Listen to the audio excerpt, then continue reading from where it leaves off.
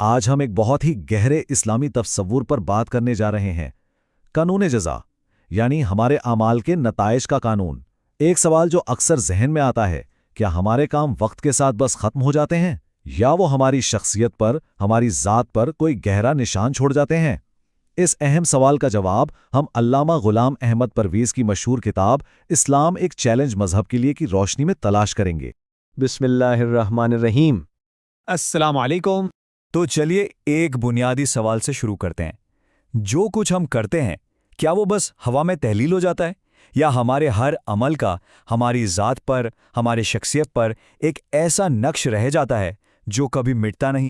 اس سوال کی گہرائی تک پہنچنے کے لیے ہمارا سفر 4 حصوں میں ہوگا۔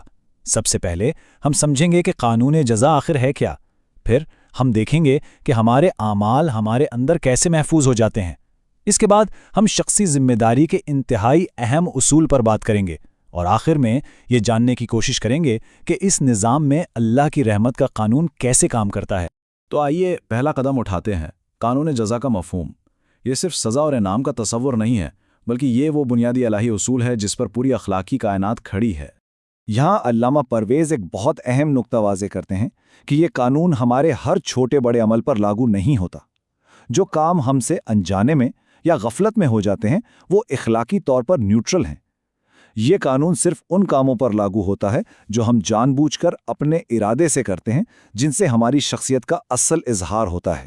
اور اس اصول کی بنیاد قرآن میں کتنی خوبصورتی سے بیان کی گئی ہے۔ سورۃ النجم کی یہ آیت بتاتی ہے کہ کائنات کا یہ سارا نظام ایک مقصد کے تحت چل رہا ہے۔ مقصد کیا ہے؟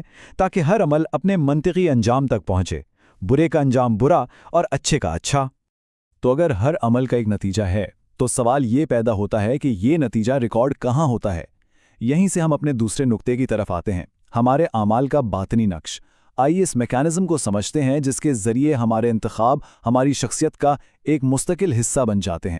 یہاں مرکزی خیال یہ ہے کہ ہمارے اعمال عارضی نہیں ہیں، وہ جھیل کی لہروں کی طرح نہیں ہیں جو بنے اور پھر مٹ جائیں، نہیں، بلکہ وہ ہماری شخصیت پر ایسے گہرے انمٹ نشان چھوڑ جاتے ہیں جو کبھی نہیں مٹتے۔ قرآن سورہ بنی اسرائیل میں اس دائمی ریکارڈ کے لیے ایک بہت ہی طاقتور استعارہ استعمال کرتا ہے کہ ہر انسان کا اعمال نامہ اس کے گلے میں لٹکا ہوا ہے۔ یہ کوئی باہر سے لکھی جانے والی کتاب نہیں، بلکہ یہ ہماری اپنی شخصیت ہے جو ہمارے ہر اچھے برے عمل سے بنتی اور بگڑتی ہے۔ اس بات کو سمجھنے کے لیے ایک مثال لیتے ہیں کہ ظاہری اور باطنی نتائج میں کیا فرق ہے۔ فرض کریں کوئی شخص چوری کے پیسوں سے اچھا صحت بخش کھانا خرید کر کھاتا ہے، تو جسمانی طور پر تو اسے فائدہ ہو سکتا ہے، لیکن اخلاقی طور پر چوری کا وہ عمل اس کی شخصیت کو، اس کی خودی کو اندر سے کمزور کر دیتا ہے۔ تو سب سے اہم نقطہ یہ ہے کہ قانون جزا کا تعلق جسمانی یا مادی نتائج سے نہیں ہے۔ اس کا اطلاق سیدھا سیدھا ہماری شخصیت، ہماری خودی کی تعمیر یا اس کی تخریب پر ہوتا ہے۔ اور اگر ہمارے اعمال ہی ہماری شخصیت بناتے ہیں، تو اس کا ایک سیدھا سا نتیجہ نکلتا ہے، ہر شخص اپنی شخصیت بنانے کا خود ذمہ دار ہے۔ اور یہ ہمیں اپنے تیسرے اور شاید سب سے اہم اصول کی طرف لاتا ہے، مکمل شخصی ذمہ داری کا اصول۔ قرآن اس بارے میں بالکل واضح ہے۔ وہ کہتا ہے کہ جب کوئی شخص کوئی غلطی یا گناہ کرتا ہے تو وہ دراصل کسی اور کا نہیں بلکہ اپنا ہی نقصان کرتا ہے۔ اس کے عمل کا بوجھ صرف اور صرف اسی پر ہوتا ہے۔ اور یہ اصول اتنا اہم ہے کہ قرآن اسے بار بار دہراتا ہے تاکہ کوئی شک و شبہ باقی نہ رہے۔ کوئی بھی جان کسی دوسری جان کا بوجھ نہیں اٹھا سکتی، ہر کوئی اپنے اعمال کا خود جواب دہ ہے۔ دیکھیے یہ اصول کتنا بنیادی ہے کہ قرآن اسے مختلف طریقوں سے بیان کرتا ہے، لیکن نتیجہ ہمیشہ ایک ہی ہوتا ہے۔ ہر روح صرف اپنے کیے کا پھل پاتی ہے۔ ذمہ داری نہ تو کسی اور کو دی جا سکتی ہے اور نہ ہی اس سے بھاگا جا سکتا ہے۔ تو ان قرآنی اصولوں کی روشنی میں ہم کس نتیجے پر پہنچتے ہیں؟ پہلی بات، ہمارے ارادی اعمال ہماری شخصیت کو بناتے ہیں یا بگاڑتے ہیں۔ دوسری، بلند مقاصد کے لیے جد و جہد ہماری خودی کو مضبوط کرتی ہے۔ اور سب سے اہم، ہر انسان اپنے اعمال کا مکمل طور پر خود ذمہ دار ہے۔ یہ ایک ایسی ذمہ داری ہے جسے کسی دوسرے پر ڈالا نہیں جا سکتا۔ لیکن یہاں ایک الجھن پیدا ہو سکتی ہے۔ اگر ہر عمل کا نتیجہ اٹل ہے، تو میرے اس نظام میں معافی اور رحمت کی کیا جگہ ہے؟ آئیے اپنے آخری نقطے میں اسی اہم سوال کا جواب تلاش کرتے ہیں۔ یہ ایک قدرتی سوال ہے جو ذہن میں آتا ہے۔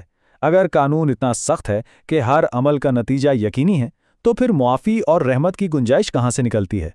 اس تصور کو سمجھنے کے لیے ایک بہترین مثال آگ اور دوا کی ہے۔ اگر کسی کی انگلی آگ کو چھو جائے تو اس کا جلنا ایک طبعی قانون کا لازمی نتیجہ ہے۔ اس قانون میں کوئی رعایت نہیں ہے، لیکن خدا نے ایک اور قانون بھی بنایا ہے، شفا کا قانون، یعنی دوا جو جلن کے اثرات کا مقابلہ کرتی ہے۔ تو اہم بات یہ سمجھنے کی ہے کہ رحمت یہاں کسی اصول کو توڑنے کا نام نہیں، یہ خود ایک اصول ہے، ایک اور قانون ہے جسے عمل میں لایا جا سکتا ہے۔ جس طرح دوا جلن کے قانون کا توڑ کرتی ہے، بالکل اسی طرح توبہ اور اصلاح عمل غلط اعمال کے منفی اثرات کا توڑ کرتے ہیں۔